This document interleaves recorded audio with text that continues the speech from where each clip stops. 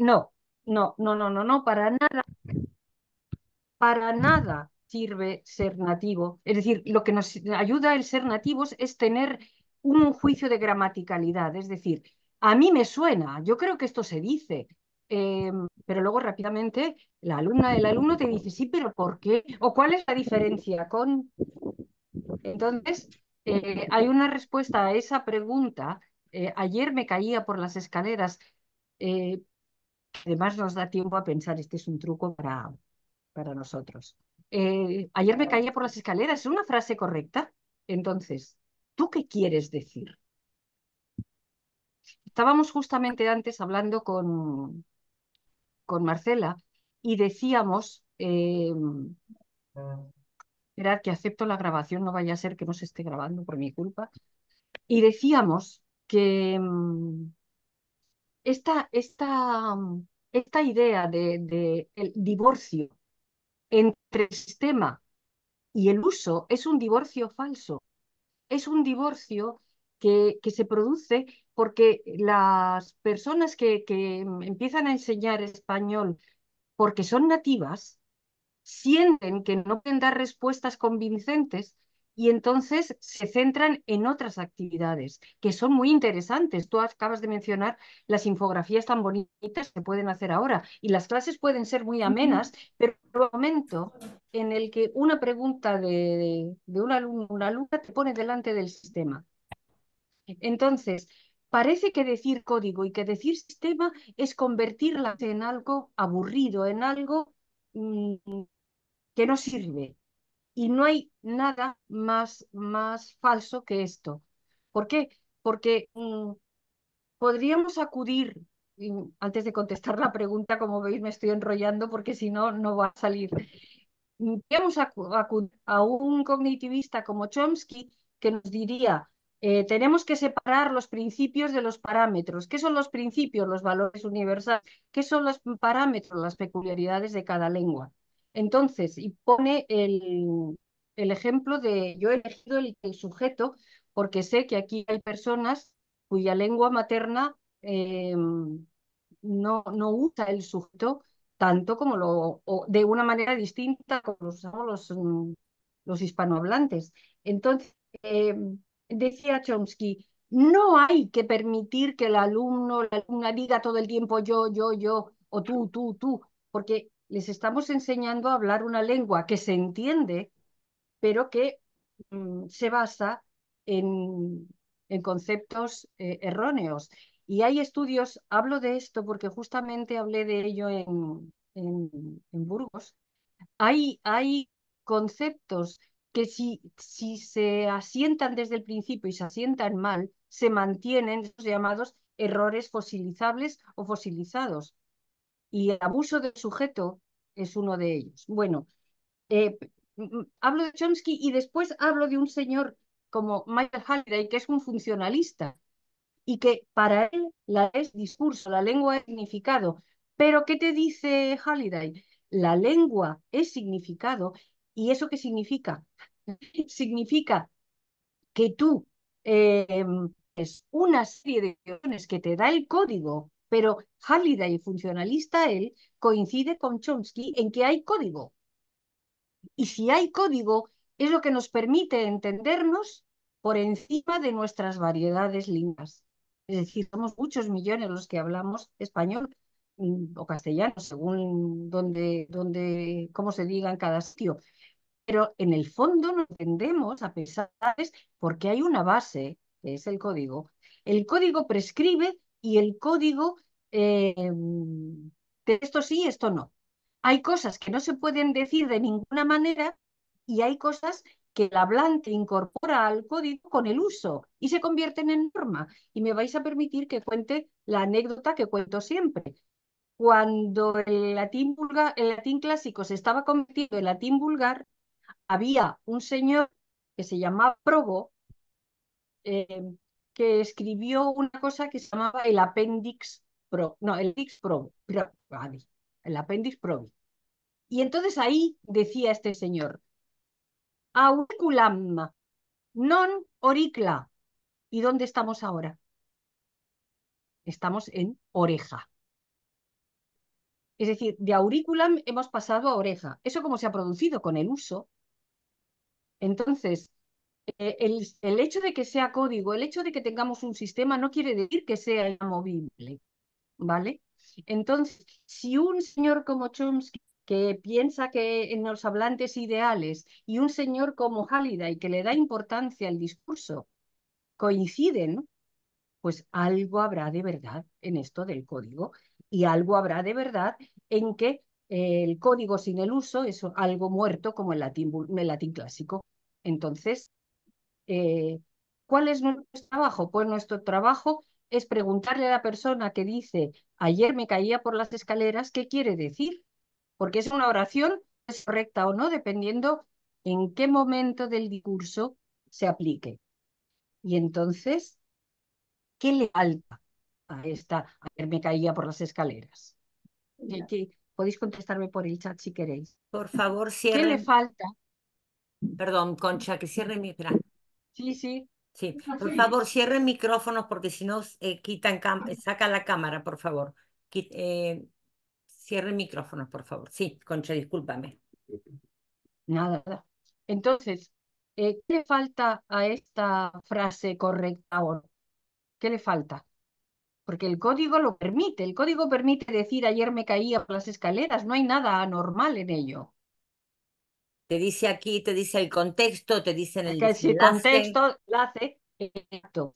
Entonces, claro que es una frase correcta, pero a lo mejor no es adecuada. Entonces, ¿qué tienen de bueno y de malo esas frases sueltas que hay en los manuales y que sigue habiendo, que había en los manuales antiguos y que sigue habiendo? Dicen, elige entre imperfecto e indefinido o perfecto simple. Entonces, decimos, pero esto no basta. Entonces, es un ejercicio estupendo pedirles a los estudiantes que pongan contexto a esas oraciones que parecen tan deslavazadas. Es un ejercicio maravilloso. Eh, entonces, para que esto tenga sentido, para que yo pueda decir, ayer me caía por las escaleras, de verdad, no sé qué me pasaba, estaba como atontada, tropecé 2 veces, pero una vez y otra vez, es decir, tengo que ponerle desenlace, como decía ahí, contexto y después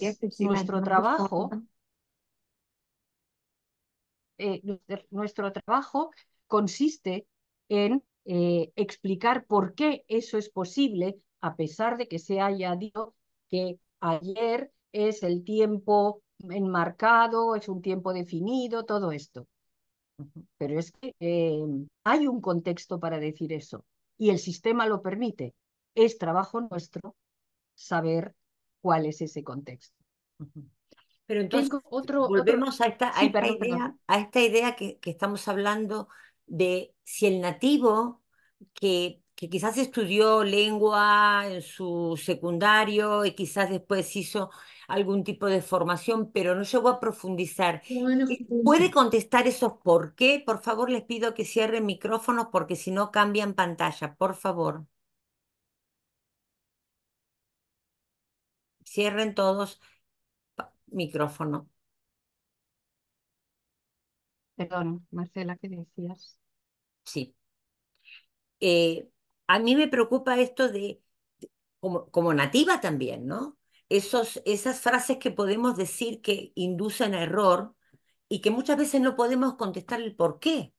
¿Por qué pasa esta? ¿Por qué usamos esta función y no usamos esta? ¿O qué quiero decir con esta función o no quiero decir con esta otra? Entonces, ese por qué del estudiante, ¿cómo lo puede resolver el profesor? ¿Cómo se puede sentir cómodo con esa gramática que Mira, funciona dentro de un sistema? Marcela, solo hay una respuesta estudiando,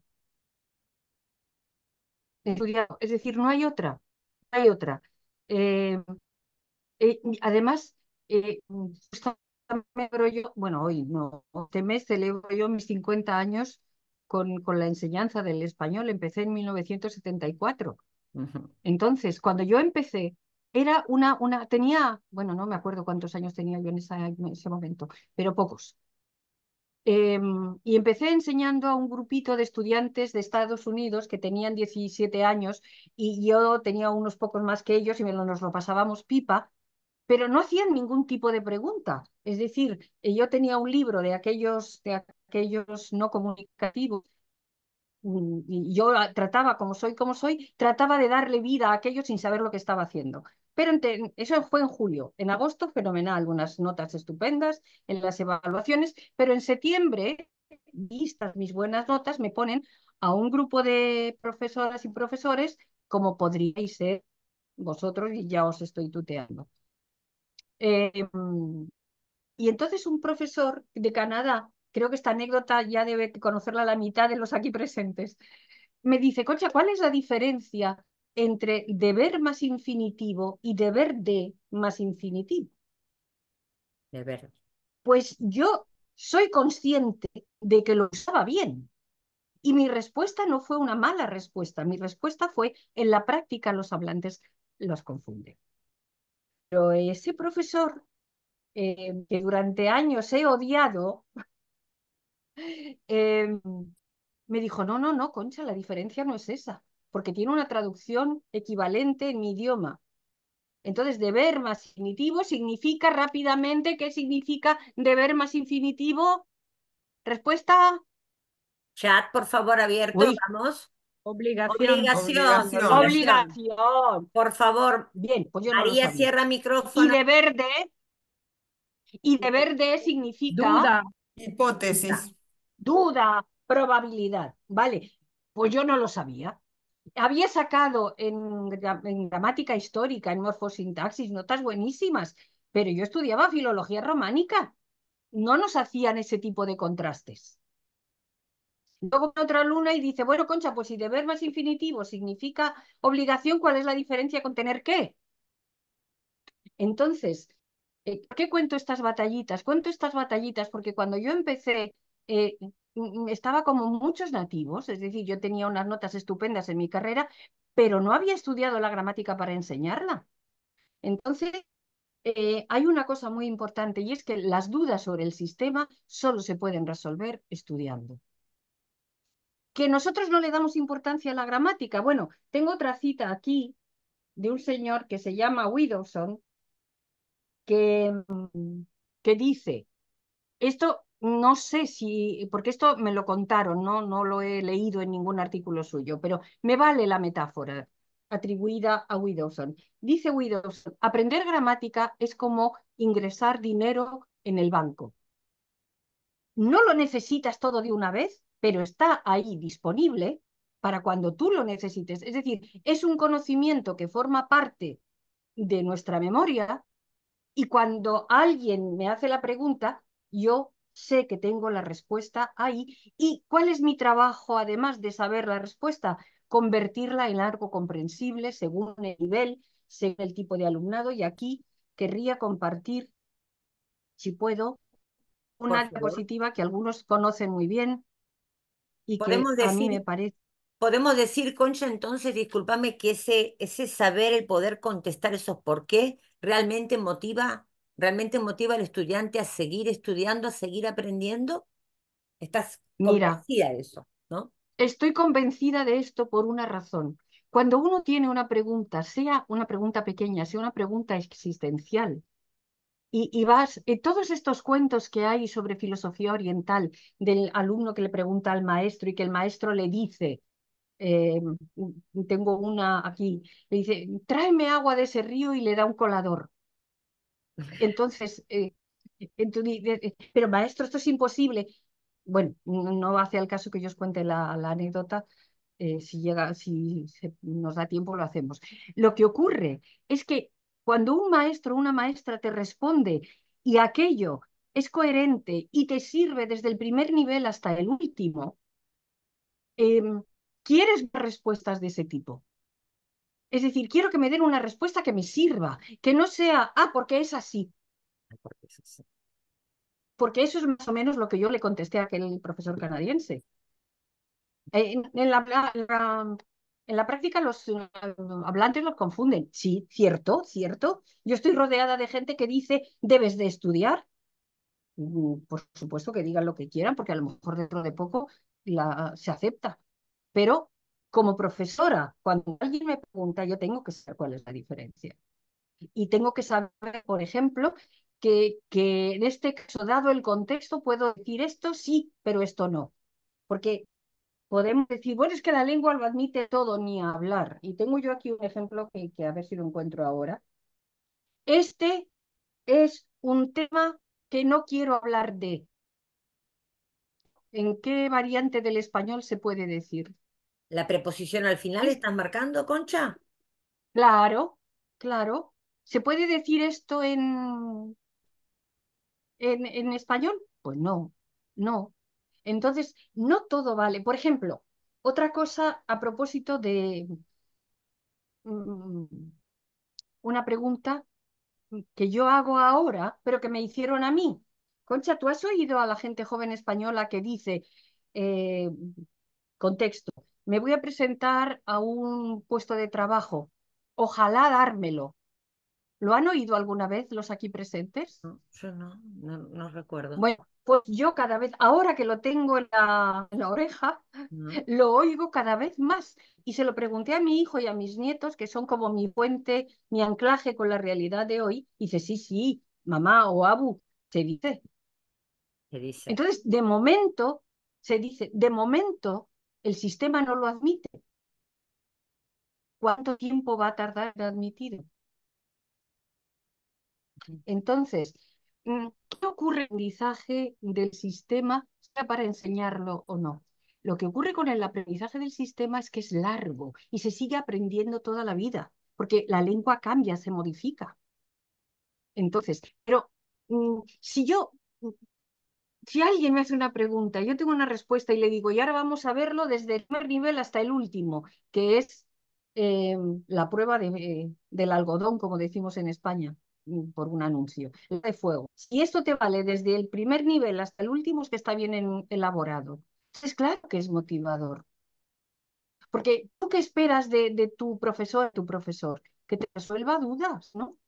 Que te haga pasar un buen rato, que haga vivir una ansia, pero enseñar una lengua también es una experiencia. Y estaba pensando en que ayer terminamos un curso y cuando terminamos el curso yo pregunté, como siempre pregunto, ¿qué os lleváis del curso? Y entonces las respuestas que me dieron me dan la razón. Es motivador, Es motivador. es motivador. Y la historia que quería presentar con el árbol que me encanta, la gramática.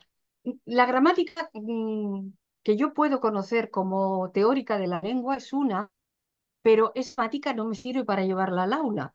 Entonces, ¿qué tengo que hacer con esta gramática? La cosa es convertir esas reglas prescriptivas o restrictivas de la gramática normativa o descriptiva en reglas comprensibles.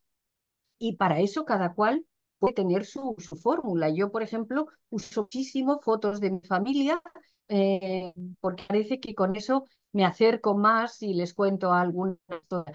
Pero lo que es importante es qué hago yo con esta historia, con estas fotos, con esta manera. Pero las reglas tienen que ser generalizables. No puedo decir, bueno, esto es ahora porque estamos en el nivel A. Luego, cuando pasemos nivel B, tendremos otra regla. ¿Qué clase de regla es esa? Entonces, generalizables.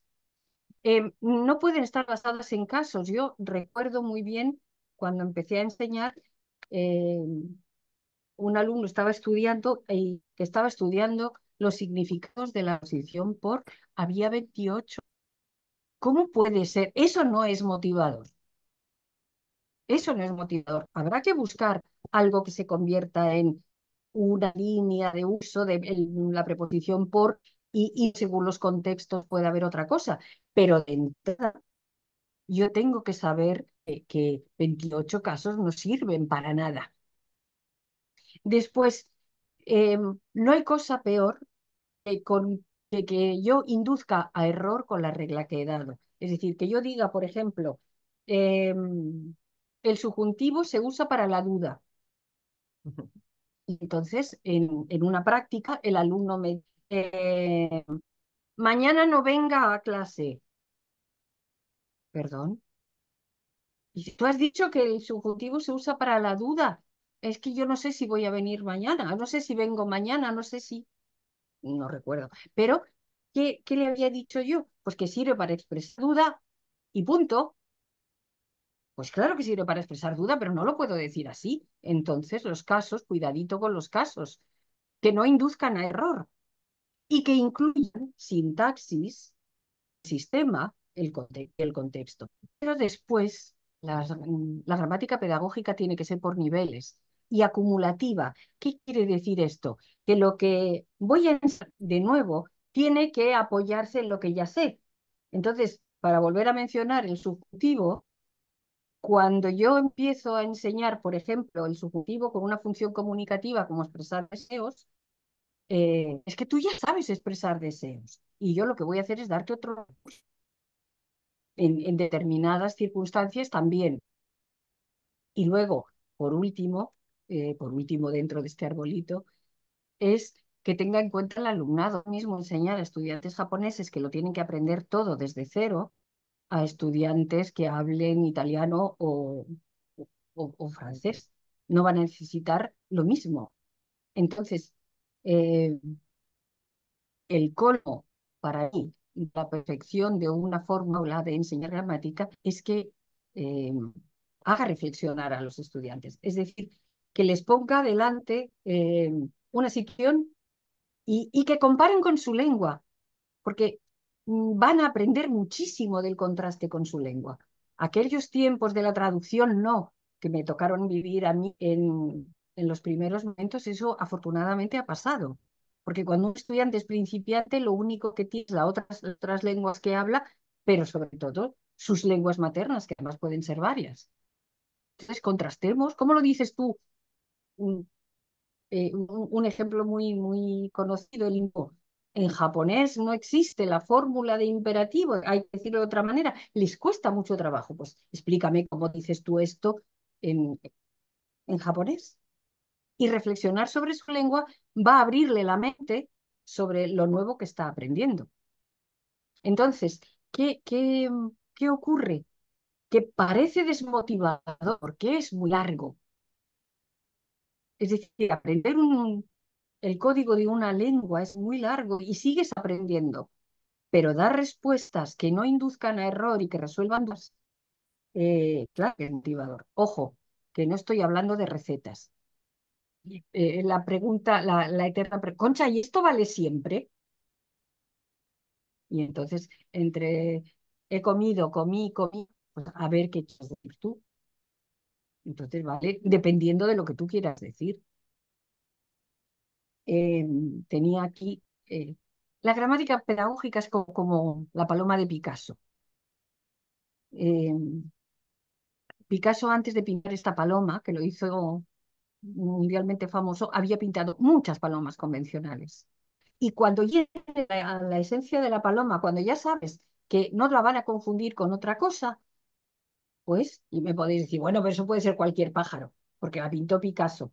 Da igual, sea una paloma o sea un pájaro. Puedes hacer, tienes con muy pocos elementos, nos das a entender que es una paloma o un pájaro y no un pez. Entonces, tengo un ejemplo aquí de falsa problema gramatical. Cuando les enseñamos a los estudiantes el contraste entre ser y estar, en realidad ser y estar solo se contrastan con los adjetivos y con algunos adverbios, pero con los sustantivos nunca. Entonces, si yo digo que la Luna está un satélite, eso es posible. Pero ¿por qué no es posible? Pues porque los sustantivos nunca son atributos de estar, como tales sustantivos. ¿De acuerdo? Entonces, este dibujo está la famosa paloma de Picasso. Mis nietos están aquellos. Todo esto, es decir, sustantivos o palabras que funcionan como sustantivos. Pues crear este problema es crear un problema falso. Nosotros nos tenemos que centrar en ser y estar en contraste cuando estamos hablando de adjetivos. y no sé si sería, bueno, esta es la regla. Los sustantivos no pueden ser atributos de estar, punto. Y alguien que tiene el código en la cabeza me está diciendo, bueno, Concha, vamos a ver qué estás diciendo. Porque claro, en español de España por lo menos se puede decir estoy pez y es un sustantivo. Un sustantivo que funciona como sustantivo, ¿puedo decir estoy un pez? No. Entonces este pez tendrá otro significado, porque hay frases hechas como estoy pez, estoy mosca, no sé si hay otras expresiones en las variantes del español, pero cuando digo estoy pez, lo que quiero decir es una frase hecha en la que hemos quitado el artículo y por lo tanto hemos desustantivado el sustantivo. Yo recuerdo cuando yo era niña, o un joven, que cuando veíamos a un chico guapo se decía, está cachas. Mm, espero que haya aquí gente de mi, si no de mi edad, pero vamos, un poquito de mi generación. Cacha, si miramos en el diccionario, cacha significa eh, la parte, literalmente, la parte por la que agarramos el mango de un cuchillo o la parte de la pistola por la que agarramos la pistola. Eso es la cacha, ¿vale? Entonces, esta cacha significaba está fuerte, está hermoso, está... Pero sustantivos que no usamos como sustantivos, ¿vale? Entonces, la regla, la prescripción o la restricción vale y vale universalmente, ¿vale? Eh, ya, ahora dejo de compartir esto y no sé si hay alguna pregunta. Es- eh, Entonces yo quisiera ¿Sí? recordar esa frase que suele Ah, suceder, que sí, cuanto claro. más va pasando el tiempo, más parece que menos sabemos y que más queremos saber, como profesores Bueno, incluso. esto, Por esa, por el como movimiento seres de la humanos, lengua, ¿a qué lo atribuís? A ver, Concha, ¿cómo lo explicas esa sensación que tenemos los profesores de las dudas permanentes ante bueno, de las dudas permanentes es porque somos personas inteligentes, porque Ah, gracias. alguien que no es inteligente no tiene dudas. Es decir, las personas que dicen esto es así y punto, se definen. Entonces, tener dudas es una de las cosas más propias del ser humano y además más propias de la inteligencia. Quien no sabe nada, no duda nada. Esto no sé a quién se lo podemos atribuir, pero es una realidad. Entonces, hay alguien de fondo que está Sí, que hablando. tiene micrófono, por favor. A ver que no lo veo. No lo encuentro. Eh, No. lo digo porque la comunicación con los demás sea más fluida. Sí, sí, sí, no veo. Hay, Es el que está. hay una cosa que a mí me parece un principio pedagógico también, y es hacer preguntas a los estudiantes para que busquen respuestas. Me ha pasado muy a menudo dando cursos de formación a gente nativa, que yo les hago una pregunta como esta de ayer me caía por las escaleras, tengo otra, pasados de ya, le guardo este pescado a Lucía. No, ya habrá cenado. ¿Y por qué aparece ahí el futuro perfecto?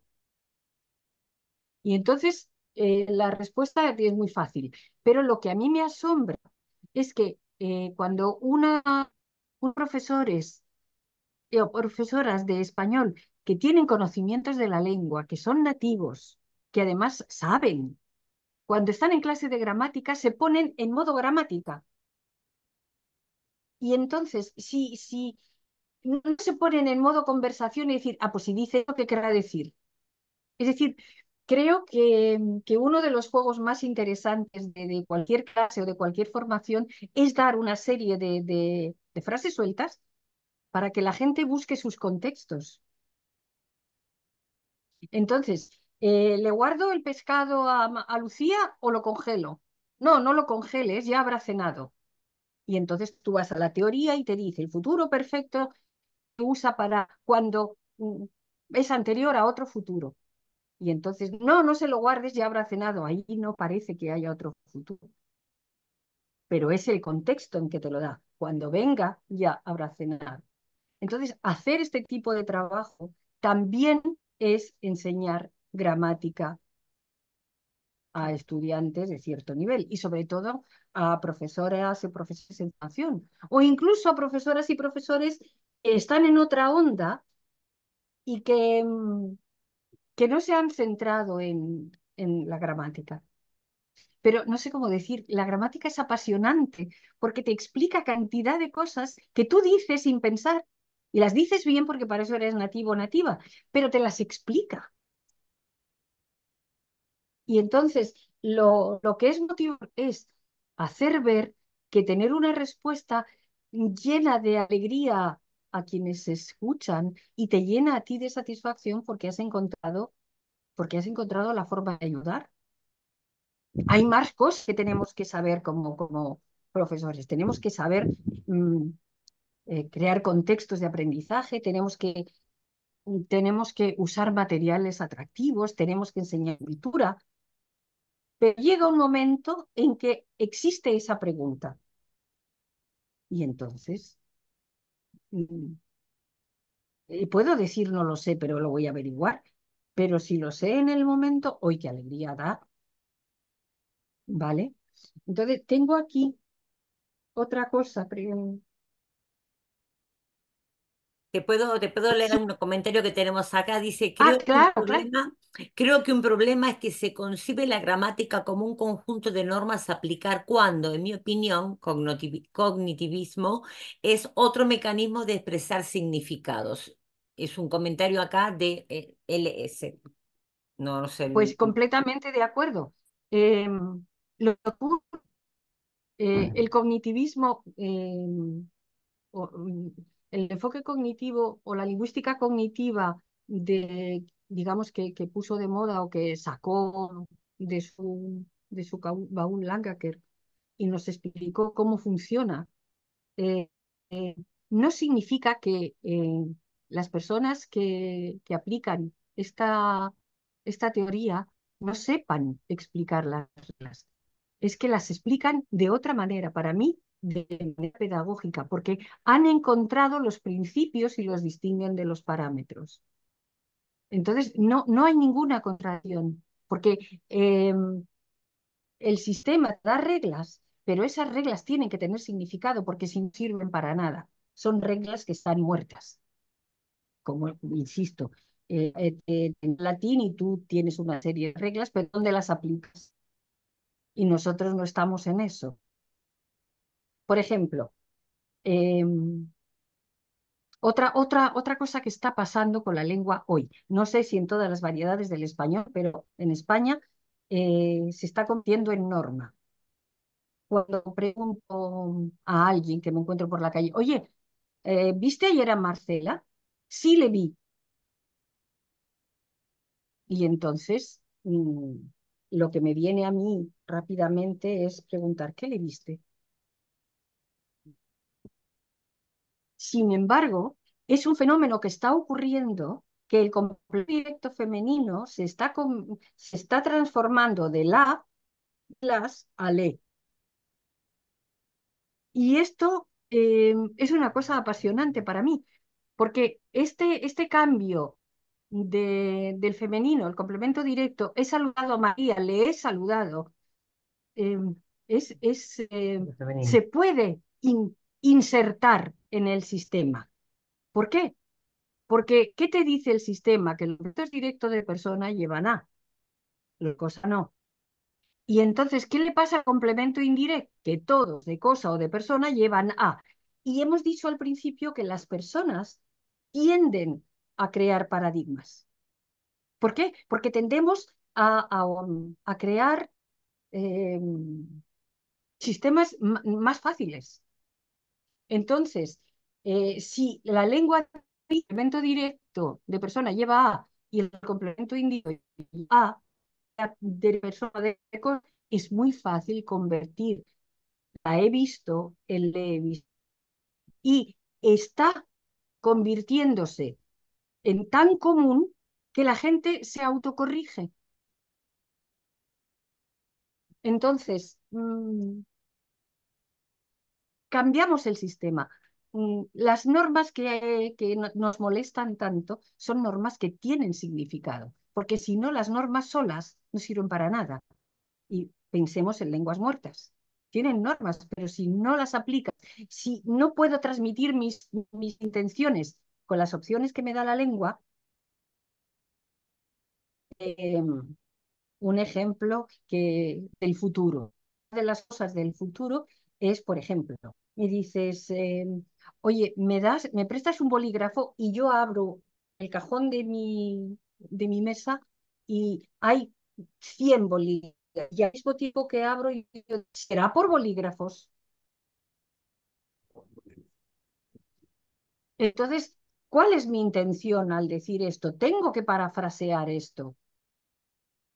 Si han leído el articulito que es muy breve, que ha incluido Marcela en la presentación de esta charla, habrán visto que hay una serie de situaciones, por ejemplo, eh, mis alumnos han hecho trabajos maravillosos. Pues anda que los míos, ese anda que los míos es una fórmula fija y tiene un significado. Entonces, cuando pensamos en normas, estamos pensando en el uso del subjuntivo, en el uso de ser y estar, todas estas cosas. Pero también las normas están en la fraseología, en estructuras que nos sirven para decir otras cosas. No sé si me pregunta Marcela. Yo estoy todo el tiempo reflexionando y pensando con los años que... Si quieres, dejar de compartir así te vemos más grande, Concha, y después volvemos a Ay, compartir. perdón, perdón. Vale, No, no, vale. nada de perdón, mujer, nada de perdón. Es para verte mejor. Estaba pensando, ¿no? Con tu experiencia de formadora y estas cuestiones de la reflexión gramatical, de la gramática pedagógica, de por dónde llevar a los estudiantes. ¿Has tenido las mismas situaciones con un profesor? Hablamos del profesor nativo. ¿Qué pasa con el profesor no nativo? Porque lo tenemos muchísimo en las escuelas en este momento. Yo que doy formación para el secundario o para el primario, la mayor parte de los países europeos incluyen a personas del país que alcanzan un nivel de B1, B2, lo exigido a veces en español, para dar una clase de español junto con con otras asignaturas, pero no Claro, son claro. nativos de español, ¿no es cierto? Son personas hablantes de alemán o hablantes de francés que están dando clases de español. Entonces, ¿qué pasa con esta reflexión gramatical que estás contando? ¿Cómo lo has vivido en tu formación? En Pues tu lo he vivido. charla de formación, ¿no? Sí, sí. Lo he vivido de esta manera. La persona no nata que ha estudiado español contesta rápidamente a la pregunta que correspondería al modo gramatical. Si yo digo, por ejemplo,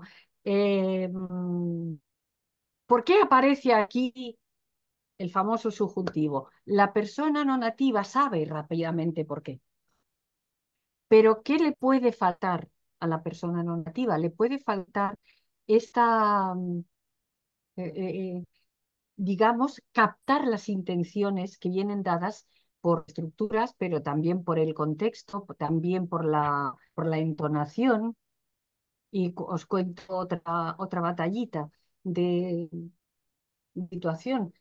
Alguien está limpiando el suelo con cara de no estoy contento y alguien le dice, ¿te encanta limpiar el suelo? Y como ve que la otra persona no reacciona, dice, es broma. Y la persona que está limpiando dice, para bromitas estoy yo. Y el primero dice, ay, pues si estás para bromas, ¿por qué no te ríes? Esto parece un chiste, pero es real.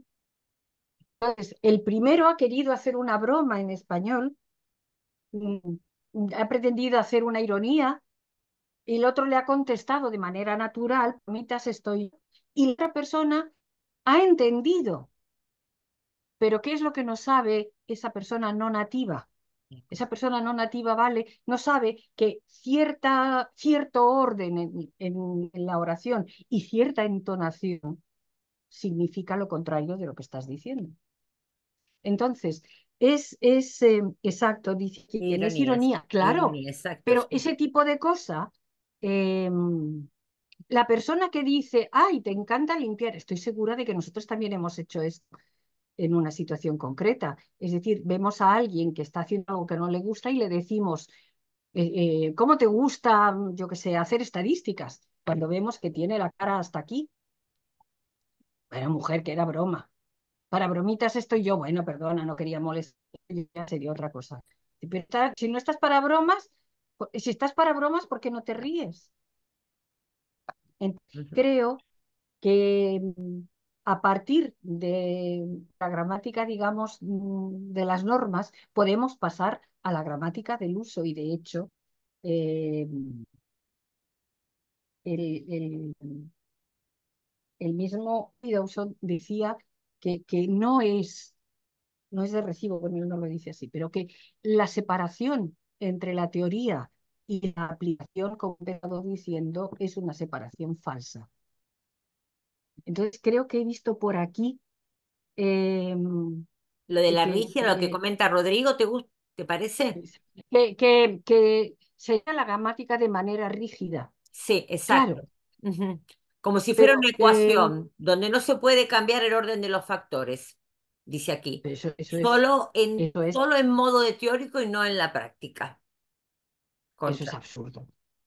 Eso es absurdo. Y ni cuando yo tenía poca experiencia lo hacía.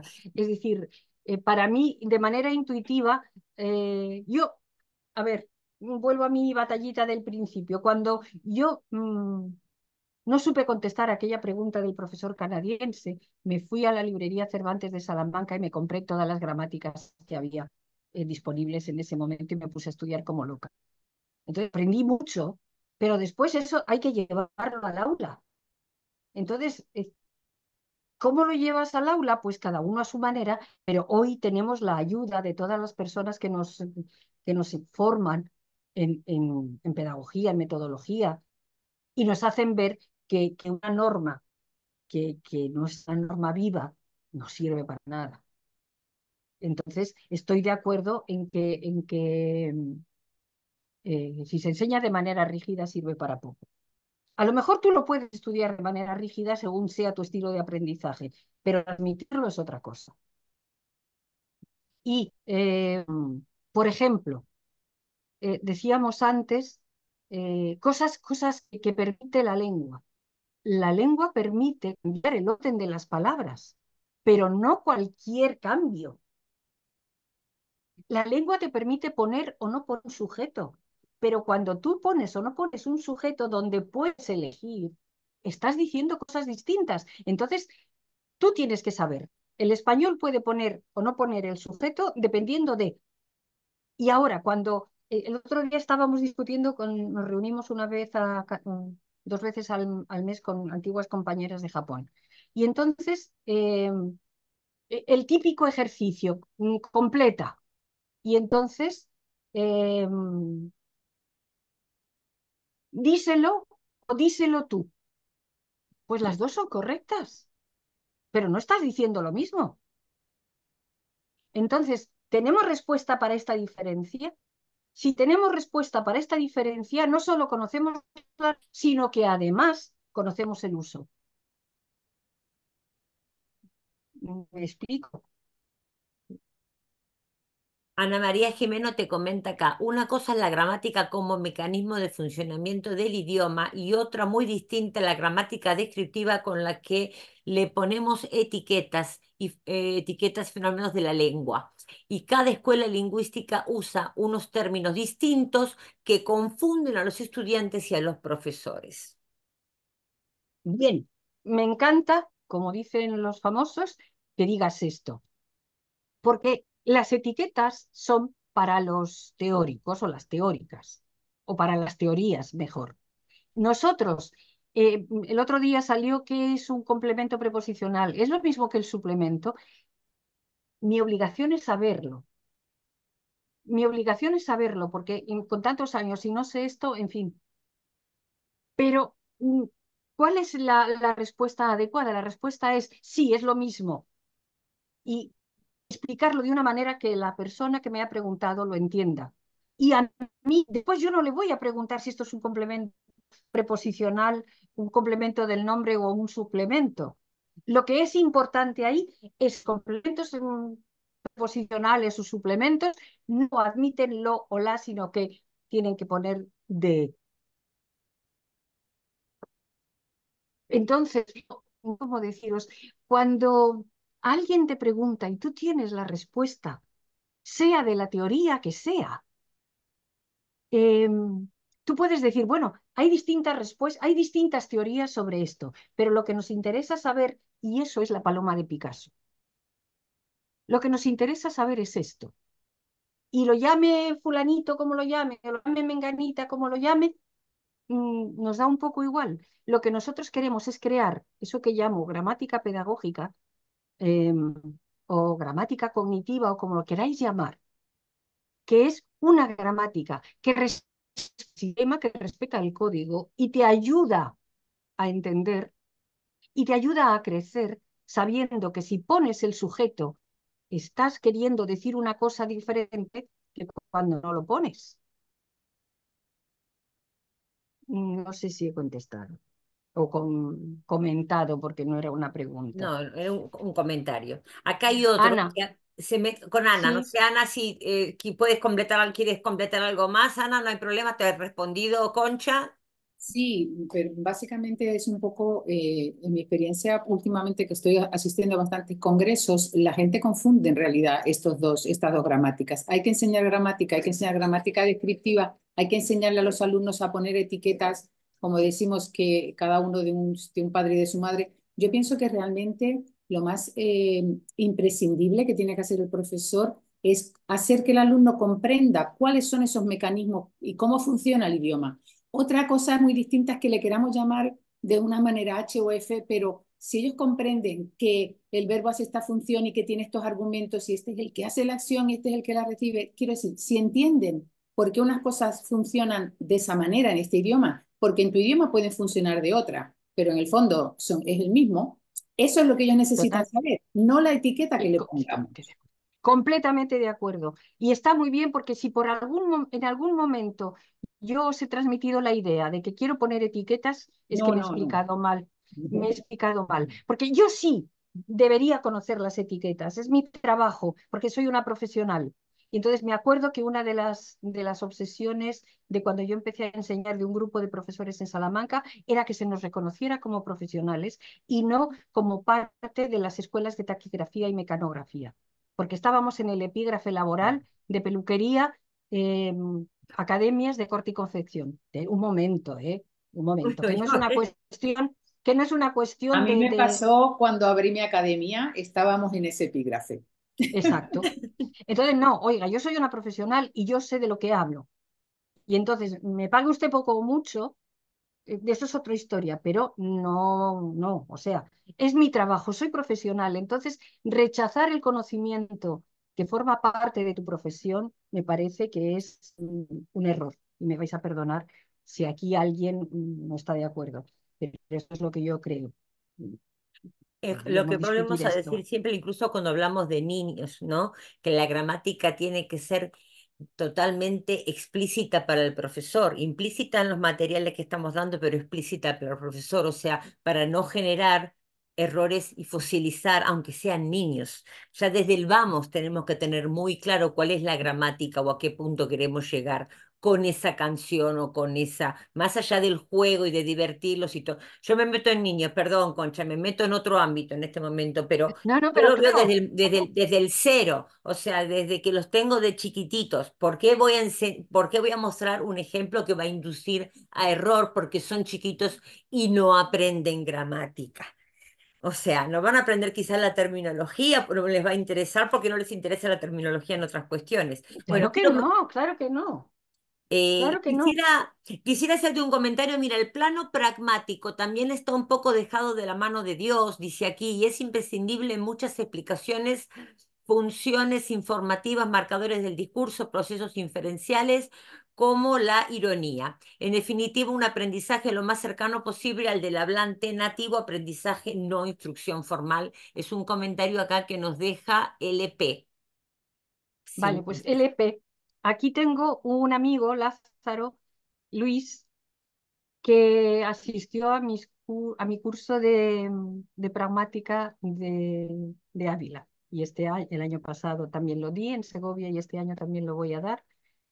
Quiero decir que si hay algo por lo que me caracterizo es por defender que es necesario conocer el sistema, pero ese sistema hay que ponerlo y el uso tiene que ver con las implicaturas. De hecho, tenía un ejemplo aquí en el PPT, tenía un ejemplo de esto, de la implicatura. Pero hay, por ejemplo, una diapositiva que me encanta de un dibujante chileno, un personaje chileno que se llama Condorito. El jefe le dice a Condorito, Condorito, te voy a bajar el sueldo. Y Condorito responde, ay, jefecito, no se moleste, ya subo yo. Sí, la escuché. Entonces, esto para un hablante no nativo puede ser la incomprensión absoluta, porque estamos en otro plano de la lengua. No hay nada gramatical que explicar. Son dos frases, es decir, entonces analizas y dices, te bajo el sueldo, pero no se moleste, jefecito, ya subo yo, con la posposición además del sujeto, una serie de cosas. Pero lo que importa aquí es la ambigüedad de te voy a bajar el sueldo, ¿no?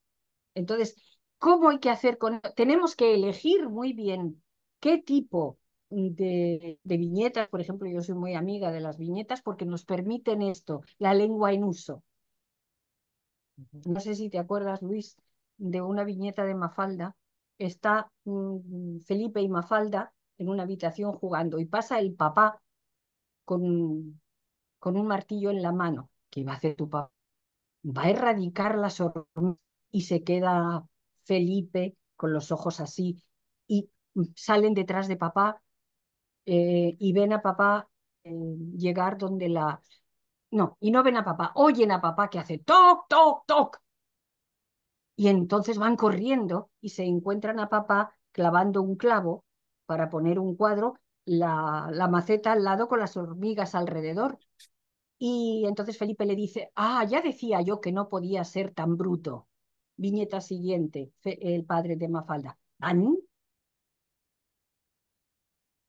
Entonces, eso es lengua en uso, pero si el alumno me pregunta, ¿pero por qué dice tan? Yo tengo que tener respuesta de código, porque ya le he dado la lengua en uso para que piense en todo lo que hay detrás de tan está ahí suelto. Entonces, a mí me parece que tienen que ir de la mano la, el conocimiento del código y el conocimiento del código en uso. ¿Qué ocurre? Que entonces se nos multiplican las opciones, eh, es decir, la lengua es un organismo vivo y entonces es más fácil meterlo en una cajita y hacer que eso sea la regla, pero no, o sea, las cajitas son muy útiles, pero desde luego para el código no, para la lengua no. La lengua es código y uso. Y entonces, quien se empeña en aferrarse al código es porque le tiene miedo al uso y viceversa. Hay que tener conocimiento de las dos cosas. Y cuanto más sabemos, esto es mi sensación y esto es totalmente personal, más quiero saber. No sé si son compartimos. Porque se nos acerca la hora, Sí, acá te están quería... diciendo todos totalmente de acuerdo. A mí me gustaría, como cierre, a ver que estamos ahí moviéndonos en todo esto. Estás hablando un poco que lo que me pasa a mí cuando estoy con esto de crear los materiales con la transmedia, el alfabetismo transmedia y todo lo que sabés que me muevo por ese lado, ¿no? De la comunicación auténtica. Y tenemos este dilema, o dilema, llamarlo de alguna forma, que quisimos o pretendemos encasillar, damos la fórmula porque sería la manera económica, como decís, o la manera práctica de salir del paso ante una pregunta y de repente miran algo en una plataforma de ocio y te vienen con una pregunta con una frase que copiaron de esa serie o de esa película y nos encontramos con eso. Ah, ok, que es verdad, lo dijo el actor que me gusta. ¿Cómo me va a decir que esto no sirve? ¿Cómo me va a decir que no existe eso? Entonces, ¿cómo es tu reacción o cómo es tu visión de esos contenidos gramaticales, de esos conceptos que estamos hablando a través de las tecnologías? Por ejemplo, señora, la inteligencia artificial generativa.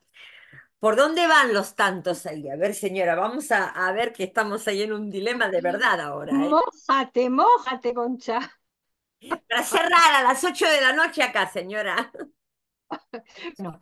Primero, porque hay dos preguntas ahí. Primero es, la gente dice cosas y entonces tú, bueno, hay otro ejemplo. Antes de la inteligencia artificial y las infografías, mis alumnos de Salamanca vivían con familias y oían el español de las familias y entonces tenía clase y eran estudiantes de nivel avanzado y estaban aprendiendo a decir quiero que vengas, me gusta que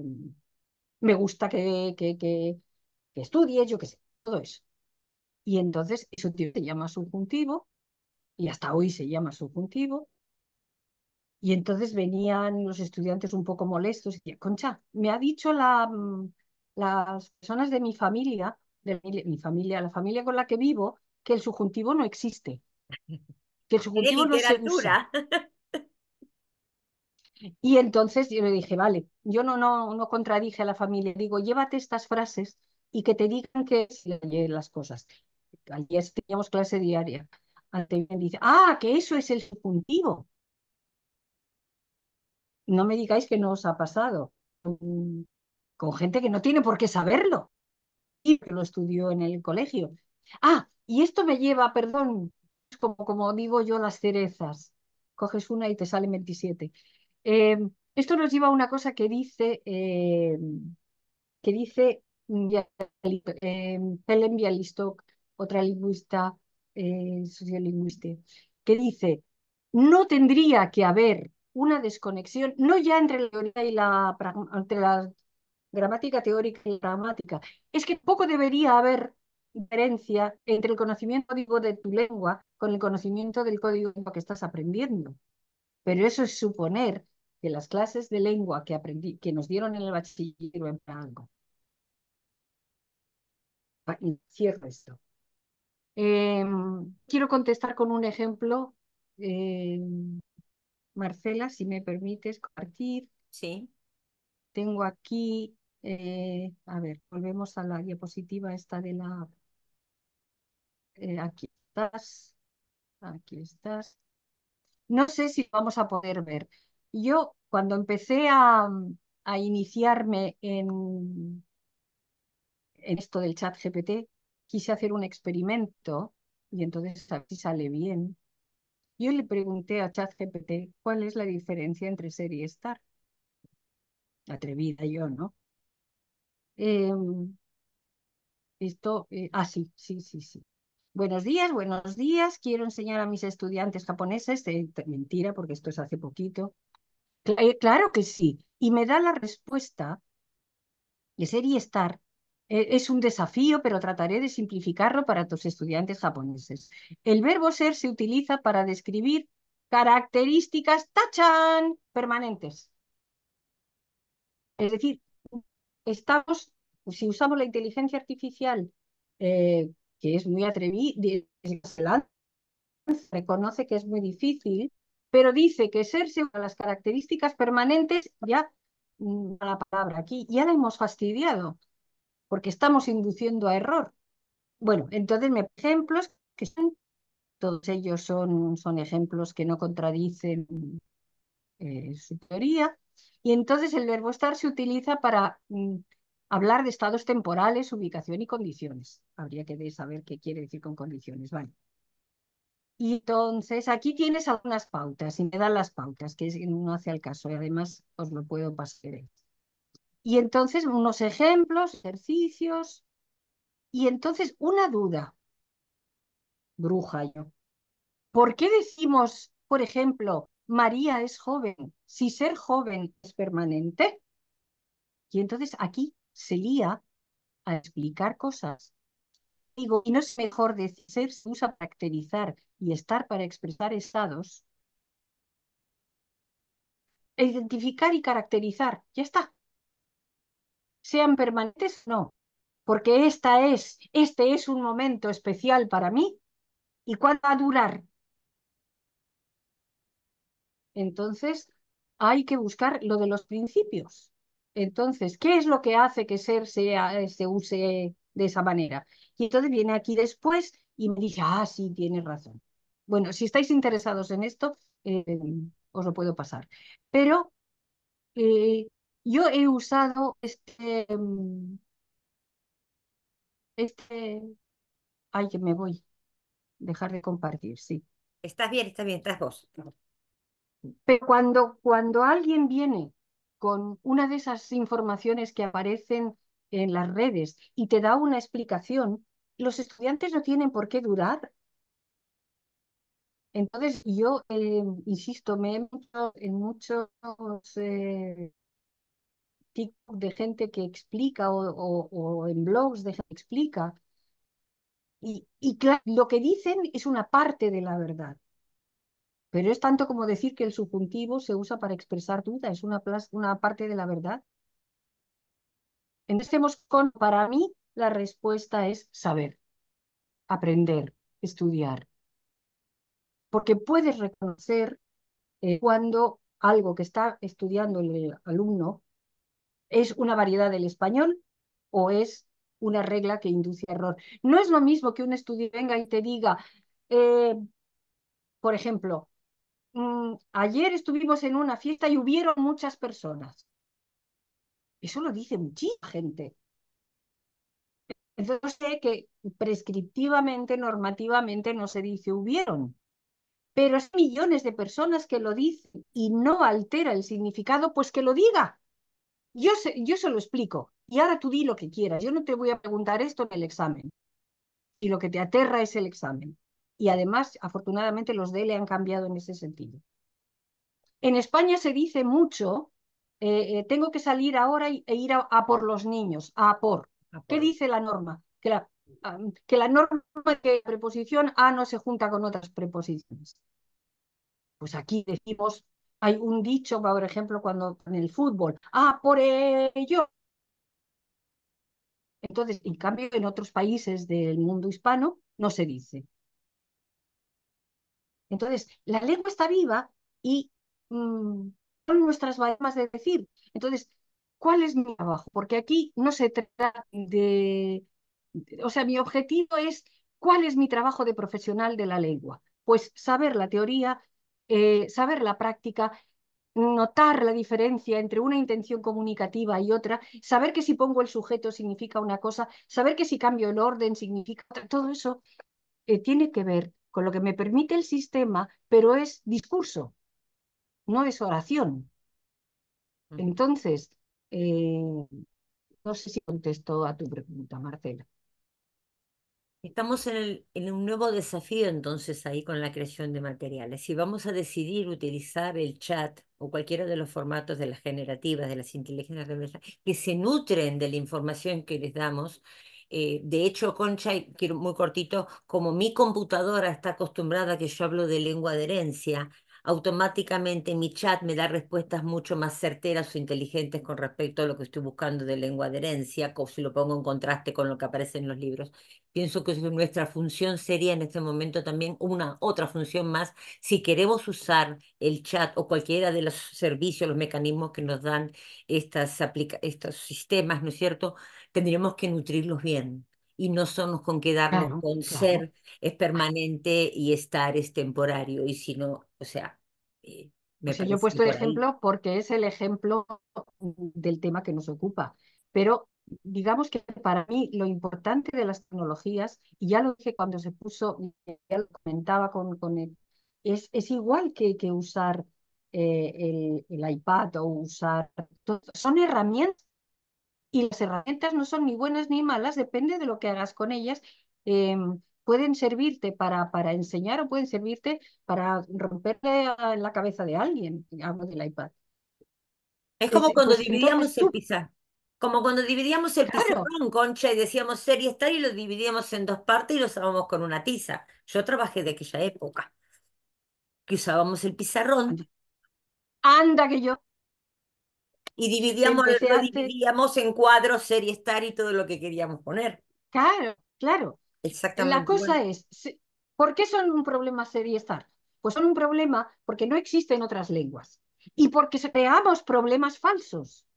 Acabo de hay cosas que no tenemos que oponer y las seguimos oponiendo. Entonces, ¿para qué nos sirven las tecnologías? Por ejemplo, a mí, que estaba experimentando, me sirve para cómo reacciona este chat GPT para una pregunta que me hacen los estudiantes. He hecho más preguntas, pero esta era muy llamativa, además yo interactué con él. Pero por otro lado, hice un experimento que no tenía que ver con la gramática, sino que le di una serie de instrucciones, yo le pedí que me buscara un compañero de conversación. Bueno, el chat GPT me sacó un compañero de conversación, aparte de guapísimo, eh, me sacó un compañero de conversación que tenía, o sea, con el que yo hablaría sin problemas. O sea, que la máquina se había dado cuenta ya de quién era yo. Pues esto, por ejemplo, hay una serie de investigaciones en la Universidad de Japón que están trabajando con bots que ayudan a los estudiantes. ¿Por qué no? Es decir, las tecnologías son herramientas y son herramientas que nos acercan a los estudiantes. Pues ¿por qué negarlas? Vamos, faltaría más. Y no impide que yo nutra esos, como tú dices, de las cosas que yo creo que los alumnos tienen que aprender, sean niños, adolescentes o, como he O adultos. aprendido hoy, que es en la edad de la, ¿cómo era? Ay, mayorescencia. Como adolescentes, pues mayorescencia. Me morí, me gusta. Mayorescencia. Bueno, Concha, No son sé si más de hay. 8:15 ya, son más de 8:15, así que vamos Hoy, a ir hoy, hoy, liberándote. hoy. Dice aquí Eleonora que Yo, se complica mucho la situación cuando una estructura gramatical es correcta en un país hispanohablante y en otro no, ¿es cierto?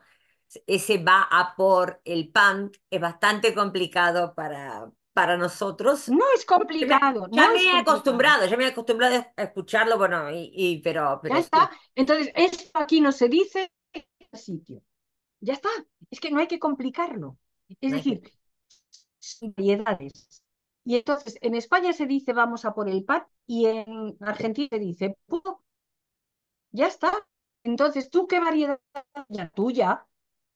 Vamos, me acuerdo muy bien de una discusión con Ivonne, que pues yo enseño pollera, pues claro que tienes que enseñar pollera, porque estás enseñando tu variedad. Yo enseño falda, que es la mía, y lo ideal sería que las dos sepamos que pollera y falda son equivalentes, más o menos, en variedades distintas.